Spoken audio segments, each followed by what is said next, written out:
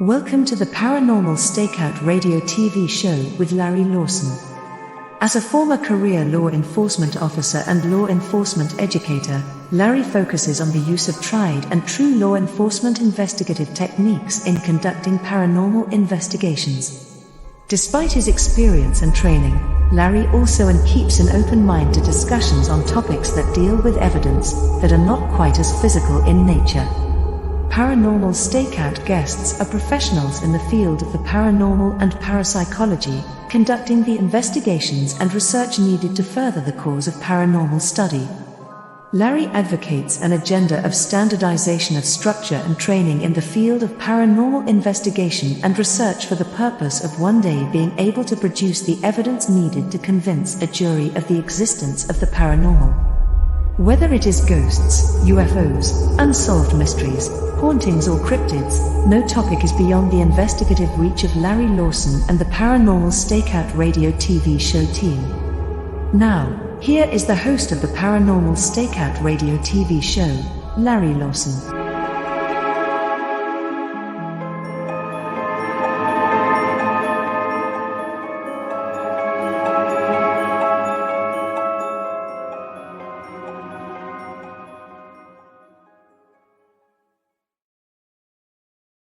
Hello, everyone, and welcome back to Paranormal Stakeout, the place where everything is on the table when it comes to the paranormal.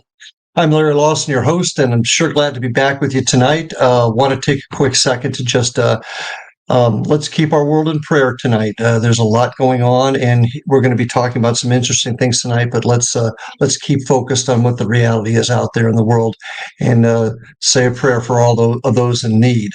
If you'd like to know a little bit more about my crew, because we're coming to you from the headquarters of the Florida Bureau of Paranormal Investigation, you can learn more about us there at paranormalfbi.com. You can learn more about Indian River Hauntings, which is my other organization, at IndianRiverHauntings.com. You can also find us on Facebook at Indian River Hauntings 2341. You can email me also at ghostsky@paranormalstakeout.org. If you have questions that you'd like to bring up or have me mention here at the beginning of the show, get a hold of me at that email, and you can always check out all of my shows at paranormalstakeout.org. So, welcome back, everybody. I've got a great guest tonight, and it's interesting because, I enjoy talking about the mind, and I think tonight's topic is going to really fit that bill. MACHIEL KLERK is a social entrepreneur, licensed mental health therapist, international speaker, dream worker, and published author. He has been a mental health therapist since 2006 and currently has an online practice. He's fascinated by healing traditions from about the world. He's earned his master's degree in psychological counseling at Pacifica Graduate Institute. He has traveled all over the world studying many cultures and their healing and dream traditions, and in specific, the African traditions, as South Africa is the country of his birth. He's also a published author, publishing the book Dream Guidance. He's worked all over the world, lectured all over the world, and also has been involved with the Young Platform, which is the Young Society of Utah, which deals with all of his work with dreams. So with that, MACHIEL KLERK, welcome to the show. Thank you, Larry. It's a pleasure to be here with you. And it's a pleasure to have you here. Such a resume there. It's hard. You got to get all of it in a quick second, but you've done so much. And obviously, dream work is your passion. Is that a good way to put it? Yeah, it's really central to my passion and fascination, and I've studied it from all these traditions, and happy to engage in some conversation around it. Well, let's talk. Tell us a little bit about yourself. How you ended up going from counseling in the world of psychology into dream work. Share with us how you ended up there. Well, it really started early on. My dad died when I was 10. And my family, my culture didn't know how to grieve. So I bottled up the grief, and it became a cold territory around my soul. And in my early 20s, I started reading Carl Jung, who gave me some clues on how to be with dreams. And then I really started having a flood of dreams. that helped me, guide me to a sense of purpose, but also reconnected me to my father, who lives further on the other side. And so my life changed radically for the better because I started working with dreams, and I was so grateful to it that I have been hanging on ever since. What are dreams? It's a kind of maybe a silly question, but I think it really goes to the heart of this. What are dreams? Yes. Well, let's start with the experience of a dream. When we are in a dream, we experience to be in an environment, in a world, where we actually interact with our environment, with the dream monster or the figure, or we drive in a car. And the other remarkable phenomenon is that actually our mind is awake. We are awake in the dream state. And so there you have three aspects of a dream. You're in a world. It's not a movie you watch. You're interacting, and you actually are awake. You just don't know you're in a dream. Otherwise, you would be lucid. That's to be aware in the dream. So we're in another world, having an experience, and that is what we know about a dream. And then, even if you take it a step further, when we open our eyes in the morning, that world doesn't disappear. It just continues to coexist next to our day-to-day experience, and there remains an ongoing dance between us and the dream world. So we have these daydreams or fantasies. That is just the dream world moving into our day-to-day consciousness. And so the dreams in this world are interconnected. Well, what you're telling me is that this is not just an event in the mind, something that the mind is conjuring up. You're actually saying it's a parallel universe, a parallel world with what we are dealing with while we're awake. Is that how I'm hearing it? Yes, it's both present while we're awake as at night, and in the dream, experientially, everyone can check it for themselves. You're in a world, and no matter where you place this world, we feel to be in a world. And then in that dream world, we meet both elements of our personal mind that manifest as symbols, but we can also encounter deceased loved ones, spirit guides, real others, even other dreamers in this world, and we can do all kinds of things in and with that world. But yeah, that's what a dream is. Einstein discusses in his general theory of relativity of different dimensions that sit parallel to ours. Is this kind of what you're describing also? Is it a different dimension? Because what I guess what is hard to conceive is there's a separate world that we exist in, and that's kind of what I'm hearing. So right. Is this a dimension as Einstein talked about it, perhaps? Yeah, I think it's closer to another dimension. We're right now in a world, and when we go to bed and we fall asleep, we're in another world, and we forget all about the world we're in right now.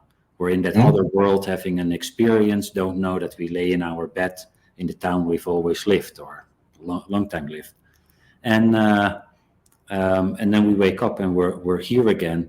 But we can move, even in this reality, we can move into the other world, which is coexisting. It's here, but it's not as dense as this world. Then I'm just going to use myself as an example. I will dream. The dream will be vivid, but I'll wake up, I can't remember it. Yeah. But also, if that being the case, when we dream again, why don't we go back to that same world? Why is it different? So 2 questions there. I'll let you choose which one to answer first. Well, the first one is that our short-term memory doesn't work at night. So that is why we actually forget that we've been in bed for 6, 7, 8 hours. And but the mind is awake all the time. So our mind, the core of our own being is awake in this reality, because now I am awake. But in the dream, that same part that says I am awake is also awake, It's just having an experience in this dream reality, and it forgets about it because neurologically it shows our short-term memory doesn't function. But for some reason, being in touch with the other world seems not to be helpful for our memory. So you have to write down your dream upon waking. And go ahead. No, I said I've actually thought about doing that, but I can never remember usually what that dream was before I can write it down. Well, So you can change that by simply putting pen and paper next to your bed. Before you go to bed, you say, "Dream, if you come tonight, I will write you down tomorrow." And then you just do it, even if you have a feeling. I feel tight in my stomach. Oh, it felt like I was being chased, or whatever. You write it down, and then the dream comes back. if I did that, Yeah. would I find that my notes tonight will be an extension or a continuation of my notes from the next night that I dreamt? And that's what I was getting at before. Yeah. If we're going to a world, Yeah. then would we go back to that world, or do we go to a different one? Yes, dreams are a continuation of our life. It's like the tapestry of life is being woven further in dreams. Dreams are partially a world that is generated by our own beliefs and experiences. So if I have an experience today in which I feel like I'm really needing to do all kinds of things and I feel not adequate, I might have a classic dream tonight in which I'm running through the university looking for my classroom. So dreams pick up usually on the day-to-day activities. And so it moves through what we experience there, and then we're here, and then the dream is more in response to what we experience today again. But people do have dreams in which they visit the same house, the same landscape, meet the same people. So there seems to be also a continuation in dream themes or dream experiences that people have. And there are some people that wake up in a dream and then go to bed and just dream the dream further. Okay. Do dreams have a meaning? I understand you're saying a separate world, but do they also have a meaning, i.e., dreamings of flying, being able to fly, or the dreams that you're falling and you wake up before you hit? Yeah. Are there meanings to those types of things? Well, it's a big question. It stretches as far as, is there meaning to this reality? And you can answer it in several ways. But we can look at a dream and extract meaning from it. So we will probably dream about falling if we have somewhat the experience in day-to-day life that we're having a falling experience. Maybe I feel like I'm falling in love, or I feel I fall off the cliff. Then I might dream of falling, and so you can see that the dreams represent emotional states. And so they become kind of psychological X-rays that show what goes really on inside of me. Now, there are more dreams, also precognitive dreams, or dreams in which we meet ancestors. They're not necessarily in the category. Well, we're going to get into that. Trust me, I'm very anxious to hear more about that. But believe it or not, our first section here is just about over. So, folks, I'm here with MACHIEL KLERK talking about dreams tonight. Stay with us. We'll be back right after these messages. We are back on Paranormal Stakeout. My guest tonight, MACHIEL KLERK, fascinating subject. And I've had some personal experiences that really hit home with me on this entire topic. But I'm a detective by trade, MACHIEL. I like to figure out why some things. So I want to ask you a couple of questions before we delve into some of these other things. Obviously, you're a well-educated, well-learned individual. What do the neurologists or the neuroscientists that study the brain, how do their theories of dreams and how the brain works coincide with your theories and thoughts? And how did you develop these theories, for lack of a better term? Yeah. Well, the theories are mainly based on my personal experiences, and that leads to them. Initially in neuroscience, the idea was that it was completely random dreams. Then it shifted to it was chaos. And there was a big shift because chaos has an inherent structure in it.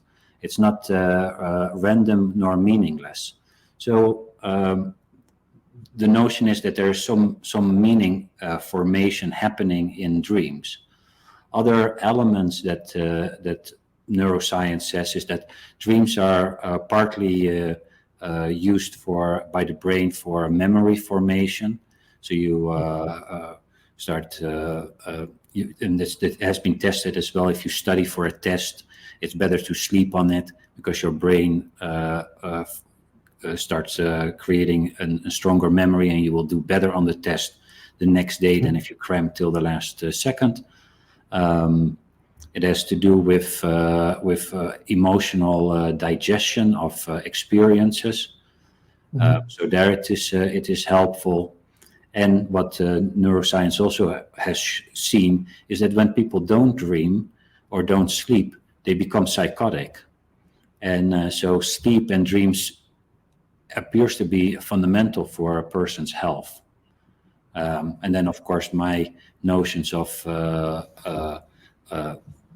these parallel worlds, they don't truly get reflected in neuroscience, but they can see how perception creates a world, and how actually your perceptive abilities of generating worlds is active in dream, and the neuro and your frontal cortex is active, and that could indicate consciousness or half consciousness in dream. So you think part of this process is chemical or organic? Am I getting that right? I think they don't exclude each other. That they're on a spectrum. It can be both a chemical aspect that at the same time has a psychological or spiritual component. That's the next question. How do you see the spiritual component coming into this? I mean, we've talked about the parallel world. What else is out there? What's causing us to see that other world? What is that other world part of? What is the spiritual connection? And how do you think it connects with the organic workings of our brain? Does that make sense? Yes, a lot of questions in one. Yeah, I know. Sorry. The dreaming consciousness is a state of consciousness that is 24/7 present, and we can access that state of consciousness, and we do that actually spontaneously very often. If a person reads a book, on a certain moment, if they're really in the book, they see themselves walk through the jungle in Vietnam, they see the opponent, and they start seeing a world around them. If they also say, where is that world? Well, I actually see the world around me. So that is where imagination comes in and starts generating a world. And that same mechanism happens when we fall asleep. A world is generated, and we experience that world as real and interact in that world. That's how we have these experiences of this coexisting worlds. Have you had an experience or an epiphany that shows that this isn't just the imagination, maybe, and it is a separate world? How do you know that there's a second world? How do you theorize there's a second world? Yeah. Well, you can in dream you can in dream meet dream others and ask them questions, and then you see that they either, whether it's an figure that they can tell you things about yourself that you didn't know, or that they can tell you things that you can verify. So I know of people that have met each other in the dream and then did the dream sign, and that was then later verified. Or they would meet deceased Aunt Joanne that told them where they could find something of value in the house where she lived. And so those are very viable events. And dreams can sometimes portray things that happen in the future. Then you can always say that's your intuition, but then, then you place your intuition really inside yourself. Well, you didn't know about it. Right. I was actually going to ask you about prophetic dreams. This is the first of a bunch of things I'd like to pick your brain about. Prophetic dreams, where the people are seeing the future. How do you perceive that's happening? Well, I don't know. Have you ever had a prophetic dream, Larry? Me personally, not that I'm aware of. Okay. Not that I'm aware of. Okay. Well, people have had prophetic dreams that both are relatively silly, like I dream about that Uncle Joe sends me a letter, and then 2 days later there is the letter, and why would the dream tell me, or things that are about to happen? It appears to be that something in us is moving in a certain direction. So just like the rose seed becomes a rose, on a certain moment the psyche can predict that this seed is going to grow into a rose. So it's not that the future is fixed and the dream can tell you, oh, this is for sure going to happen, but based on the here and now, it can make a very accurate prediction on the near future or on the further future. And I've had dreams, for example, with my grandfather, that I started having a dream that first that I was in a church for a funeral, and in the coffin there was my grandfather. Then a couple of months later, a hearse came to the house, and I had to help my grandfather into the hearse. And then again, a couple of months later, my grandfather died. And I think those were dreams that were anticipating, predicting the death of my grandfather. You know, and I just did a presentation today, and the folks that I talked to, I told them there's so many things that are out there that we can't explain that keep happening. And that's certainly one of them. I know there's one gentleman, I believe it was Richard Sennett, had told me a story once about how he was involved in a case where he talked to a person that remembered this house, and finally she kept driving by and driving by and driving by. She's finally stopped, and she knocked on the door because she remembered that house. Knocked on the door, and the people that answered it recognized her from their dreams, I believe is how it went. Yeah. You know, I mean, how do those things happen, especially when it comes from folks that you trust? So I've had dreams of my father that are so real, and I'll be honest with you, at the time I passed them off as just the memory, the emotional and the memory. And that's kind of what I was driving at before. Where does the chemical, the organic part of this come in? Because they were real. One was at my house as I was growing up, which I could easily pass off as just memory. The second one wasn't that way. It was him in a different spot, but him talking to me about everything's all right. Kind of put it, and that dream has always stuck with me, and I've always wondered what the connection was. Well, that is a relatively common phenomena. So dreams could, of course, portray deceased people or loved ones as symbols.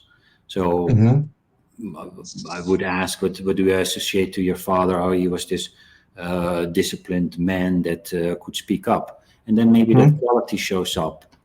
Other dreams have a different feeling tone to them, and people, those are more visitation dreams, where people really have the sense this very well could be that, and then the content, like you described, is very often that they come and they have some sense of a message that I'm okay, it's okay here.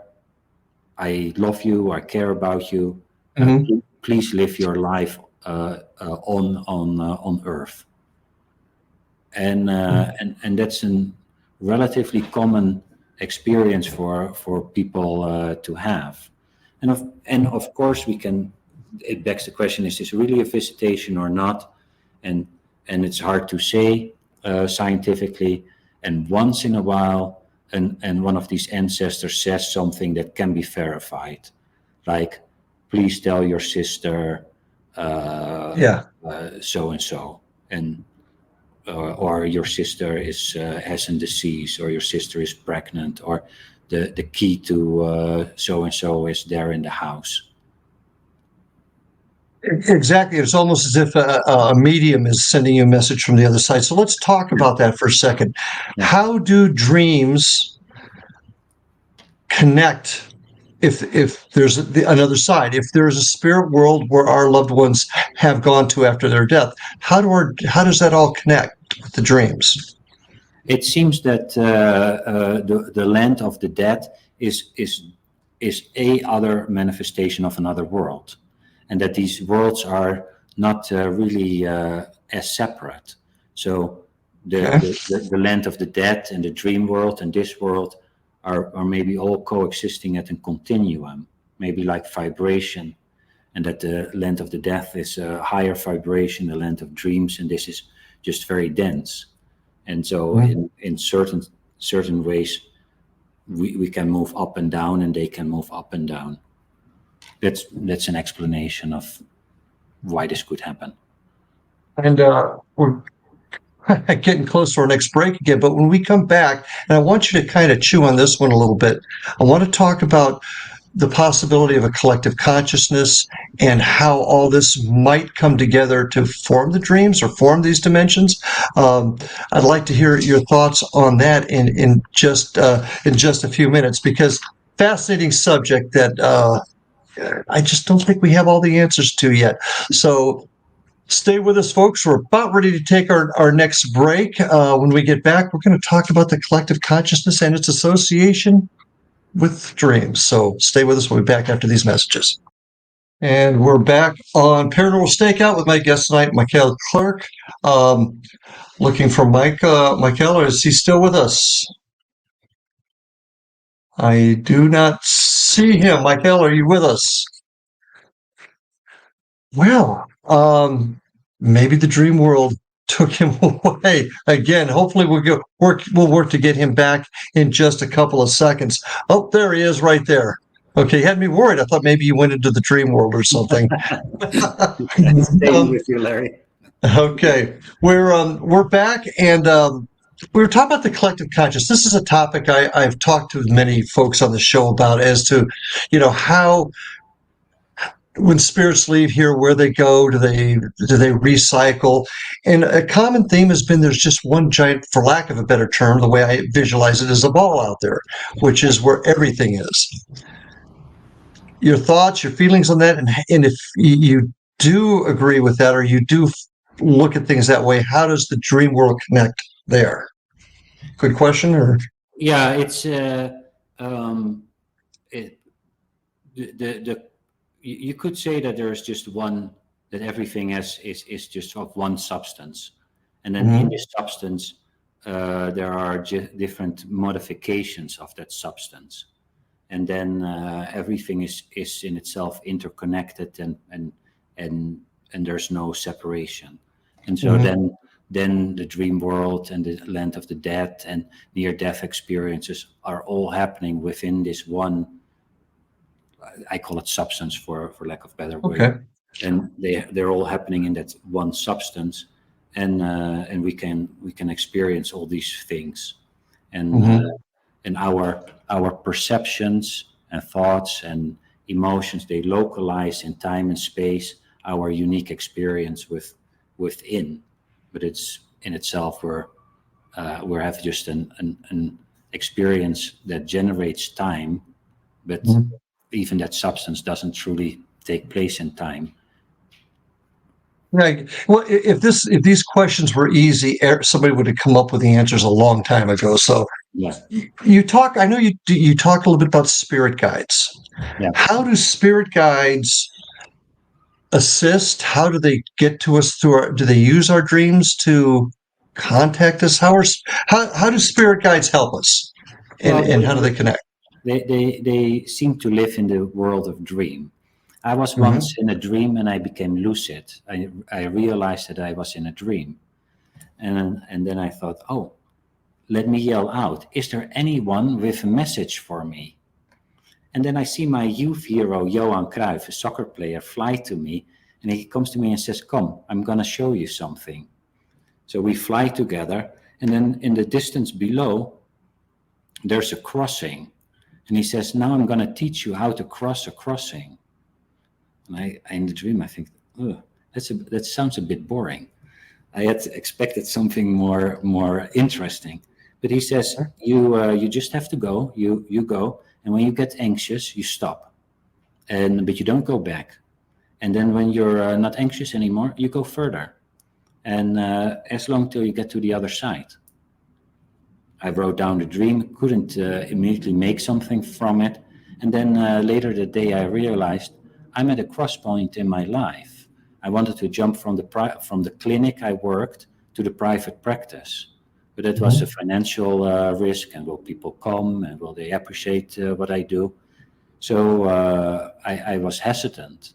And then I saw, this dream figure, a guiding figure in the dream, did teach me how to cross this crossing.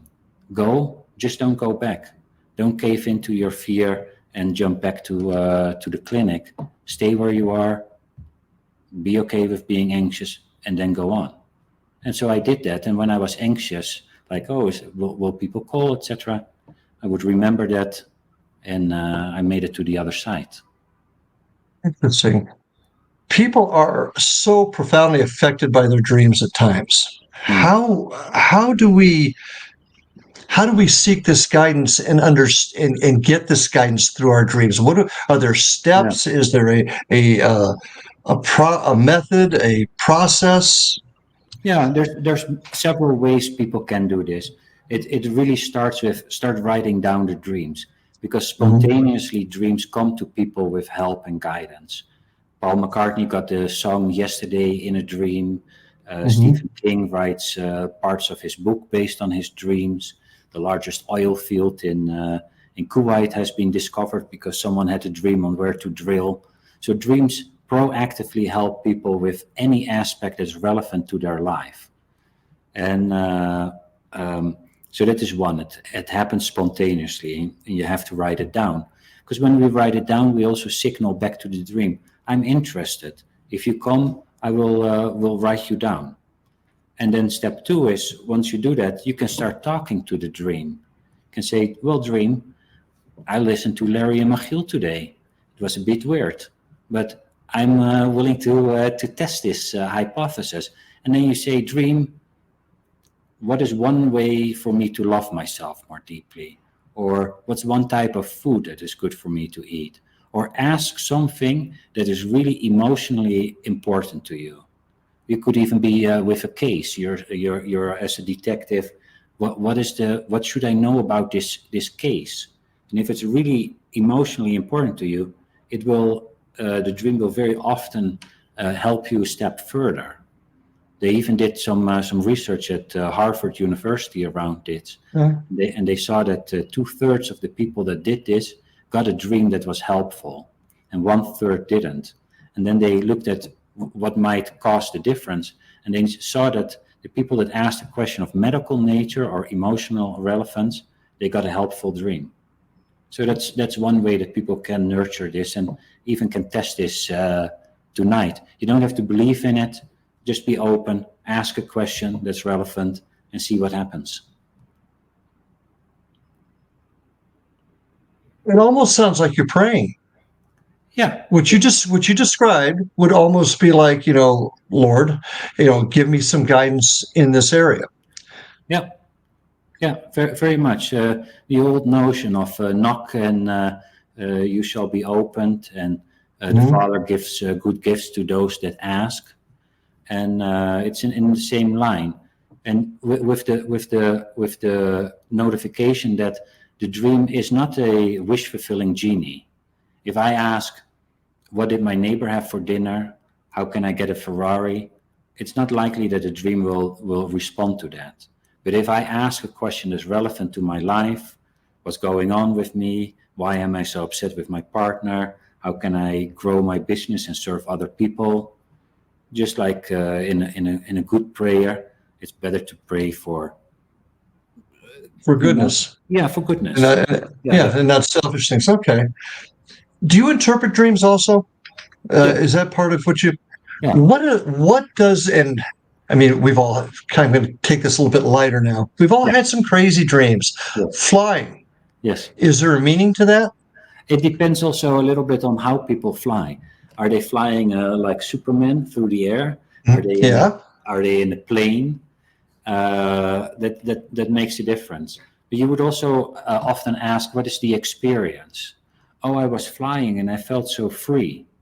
Oh, what might that be about? Sometimes it is people are bogged down, and then at night they have a different experience of a different state of consciousness that's way more free, and then they can take that freedom into their day-to-day life and feel a little bit more free and have a different experience. So it's sometimes just almost dream alchemy. You take your experience of freedom back here. Other times people fly way too high, and then it might indicate that they're like Icarus, a little bit flying too close to the sun. They're slightly inflated and they have to come down. So there's not one answer, but you would look a little bit at the experience and the context. So would this be almost like the spirit guides trying to give you a hint to change? Would that be a way to look at this? Yeah, it would be kind of a psychological X-ray showing that you're too high, or indeed giving you something that sometimes I've seen with people that are depressed, and then at once they fly in the dream, and it is light and it is delicious, and then they can take some of that experience and infuse that into the excessive denseness of their day-to-day life, so that it's almost like you put two fluids together and then some new substance comes out of it. And that's another way that dreams can help with psychological transformation. Yeah, I won't tell you some of the dreams I've had because this is a family show. But all kidding aside, I mean, I remember having dreams when I was younger. I would be going to school and I'd be in my pajamas. Yeah. I mean, crazy things like that. And, you've always passed that off as just maybe you ate something silly before you went to bed or. But it's not an uncommon dream. And when we're not appropriately dressed in public, it's very often that we're somehow not well prepared in our social engagement. Sometimes people find themselves half naked in public or fully naked, so they're way too exposed, or they feel very vulnerable being in public. And your theory is this isn't so much your mind just trying to straighten you out. This is truly the other side giving you hints. Yeah, it's something, or even something in your mind that is not I. So whether it's the other side or it's a non-self with you in it that helps you further. So I do believe there's a guiding principle in life that guides and support, and it does that in these ways. Do you ever see science coming in line with these more spiritual theories? And if you do, how do you think that how do you think the two sides will come together? Well, I think that science starts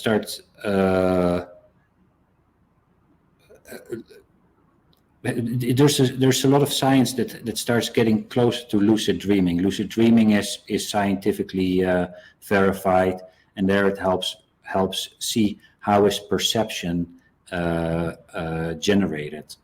And we see just in the dream how you perceive to be in a world that doesn't have any material basis to it. And actually the same form of perception is also laid over this world. So what we perceive is really generated in ourselves, is painted over this world. So that is more where the science comes. And you talk about how to work a dream and how to create a kind of a 5-step method. for effectively getting guidance, and you've talked about that a little bit. Yeah. What do people need to? What do you think people need to do to take this seriously, to take these dreams seriously? I mean, for years, you have dreams, and a lot of people just blow them off. I frankly did until I had these dreams about my father that were so vivid and so real. How should people learn to take the guidance realistically?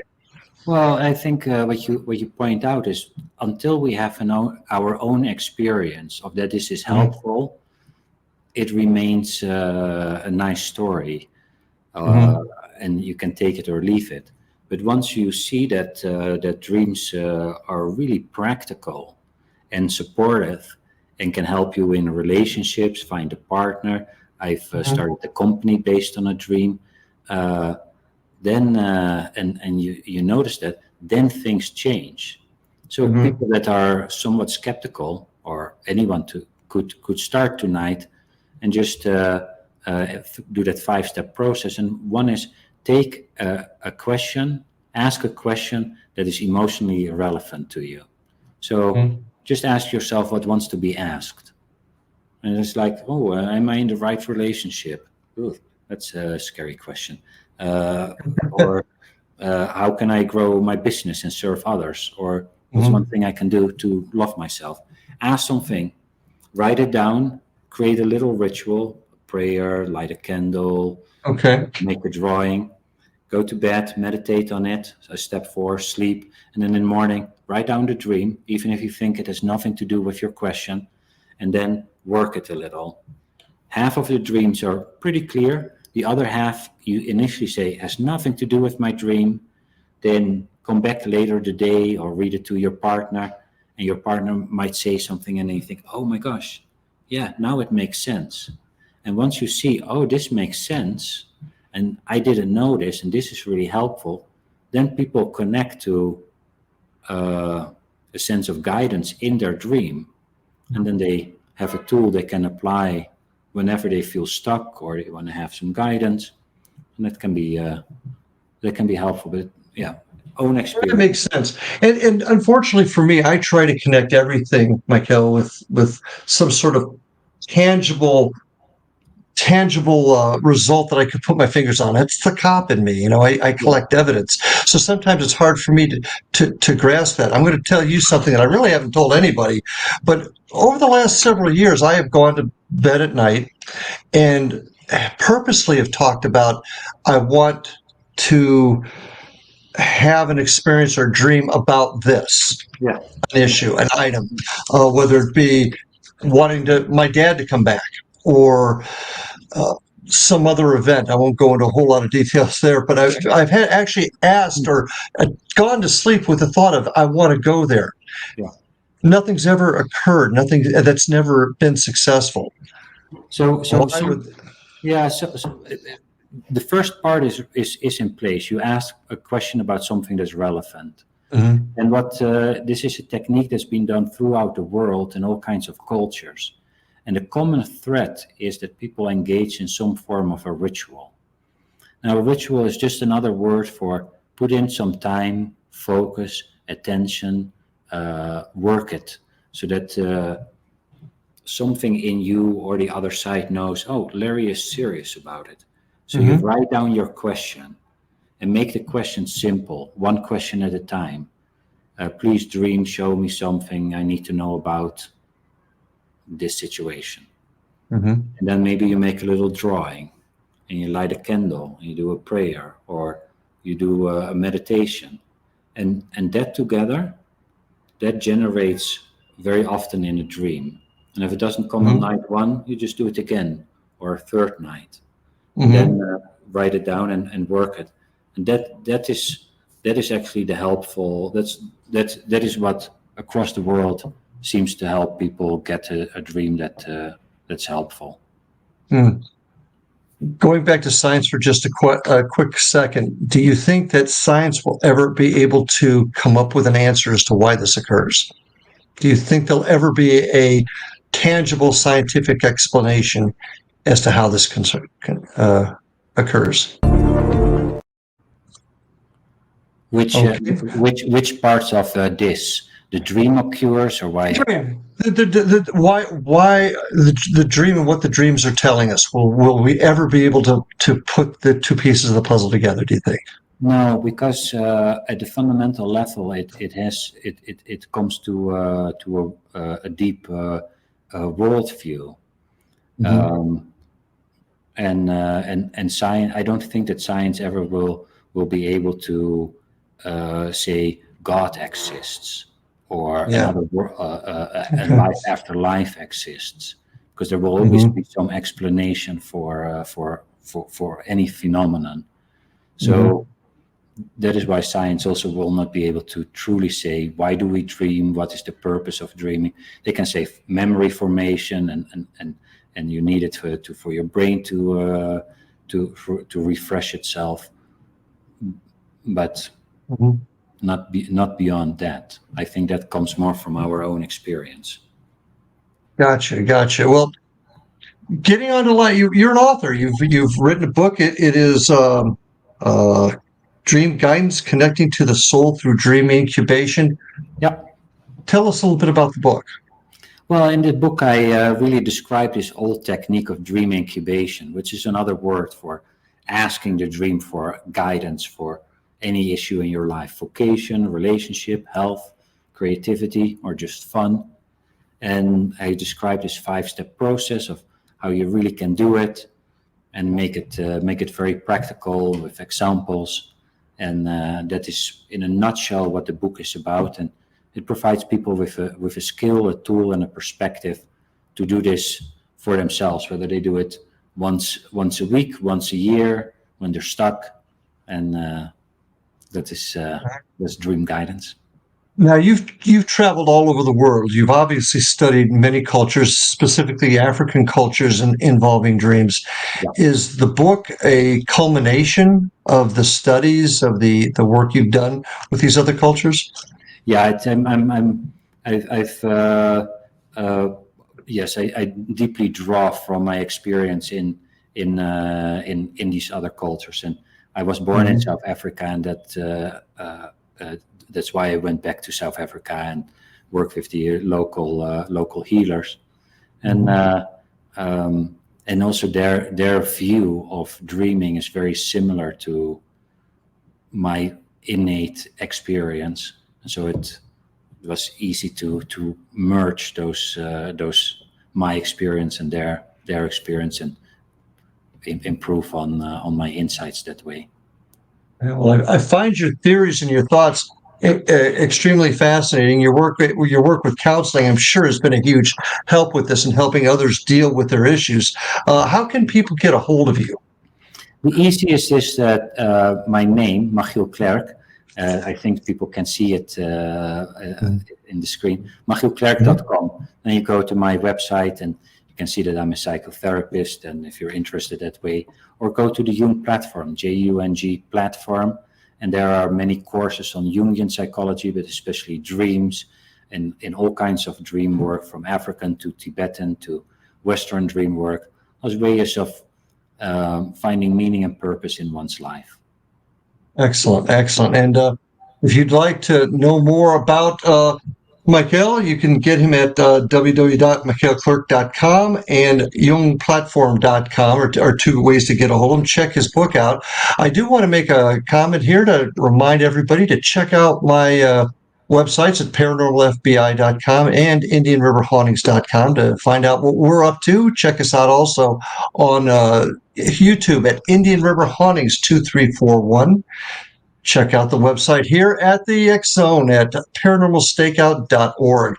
And I also want to remind everybody, check out some of the great program we got on the program at xzbn.net or xzoneradiotv.com to hear all of the absolutely excellent radio shows out there. MACHIEL, if you had to leave us today with a thought. Everybody has dreams. We really haven't even had time to even scratch the surface on all the types of dreams and what they mean.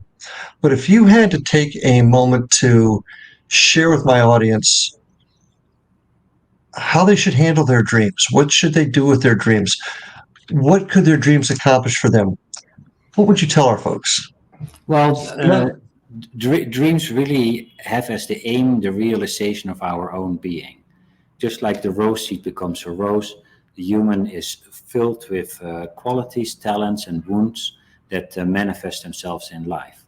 And dreams help us with the realization of dealing with our wounds and the realization of our talents. And we can proactively engage with the dream by asking a question, and also take into account that the dream has the tendency to talk in metaphors and in symbols. So if you work with your dream and you see a person in your dream, you could ask the question, what do I associate to this person? Oh, that's neighbor Jack. Who is neighbor Jack? Oh, neighbor Jack is nosy, or neighbor Jack is really jealous.